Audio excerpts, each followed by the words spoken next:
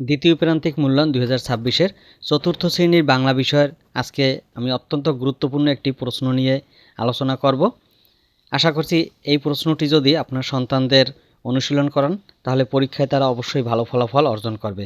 অনুগ্রহ করে সম্পূর্ণ ভিডিওটি দেখুন। এখানে প্রথমে আমি যে কবিতাটি দিয়েছি এটি অত্যন্ত গুরুত্বপূর্ণ কবিতা, কাজলা দিদি। এই কবিতাটি প্রথম 8 লাইন লিখতে আসবে এবং এখানে নম্বর হচ্ছে 5। তারপরে 2 নম্বরে 5টি সংক্ষিপ্ত প্রশ্ন লিখতে হবে। ক নম্বরে আছে শিয়াল ও শিয়ালিনী গর্ত খুঁজছিল কেন।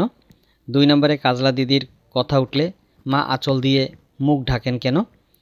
গ নম্বরে অমল কেন দইওয়ালার সাথে যেতে পারছে না। ঘ নম্বরে টেরাকোটা কাকে বলে। ময়নামতি জাদুঘরে প্রাচীনকালের কি নিদর্শন রাখা আছে। নদীতে খেয়া নেই কেন। হাজী মোহাম্মদ মহসিনকে কেন দানবীর বলা হয়। তারপরে আছে 3 নম্বরে যে কোনো 3টি রচনামূলক প্রশ্নের উত্তর লেখো। ময়নামতি, শালবন ও আনন্দবিহার সম্পর্কে লিখতে বলা হয়েছে। তারপরে খ নম্বরে আছে অমলের সাথে কথা বলে দইওয়ালা কিভাবে দই বেচার সুখ খুঁজে পেল। গ নম্বরে আছে শিয়ালের বুদ্ধি বেশি, গল্প থেকে কিভাবে তা বোঝা যায়। শিক্ষাক্ষেত্রে হাজী মোহাম্মদ মহসিনের অবদান লেখো। এখান থেকে 3টি প্রশ্নের উত্তর দিতে হবে। প্রতিটি প্রশ্নের নম্বর হচ্ছে 5, মোট নম্বর 15। 4 নম্বরে যে কোনো 5টি শব্দের অর্থ লিখতে হবে।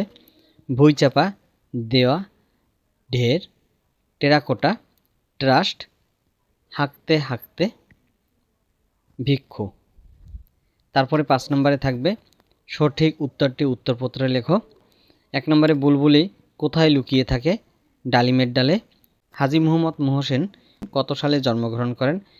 1732 সালের। শালবন বিহার কত বছরের পুরনো। 1.5 বছরের। বাঘ খেকো শেয়ালের ছানা গল্পে তোমার মতে সবচেয়ে বেশি বুদ্ধিমানকে। শিয়াল।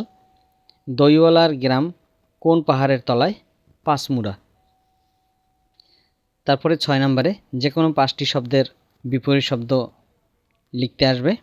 ব্যয়, জ্বালা, প্রিয়, প্রচুর, পণ্ডিত, সৎ, পুরানো। তারপরে 7 নম্বরে আছে সঠিক স্থানে বিরাম চিহ্ন বসাতে হবে। এখানে নম্বর হচ্ছে 5। তারপরে 8 নম্বরে নিচের যুক্তবর্ণগুলো ভেঙে শব্দ তৈরি এবং শব্দ দিয়ে বাক্য তৈরি করতে বলা আছে এবং এখানে নম্বর 5।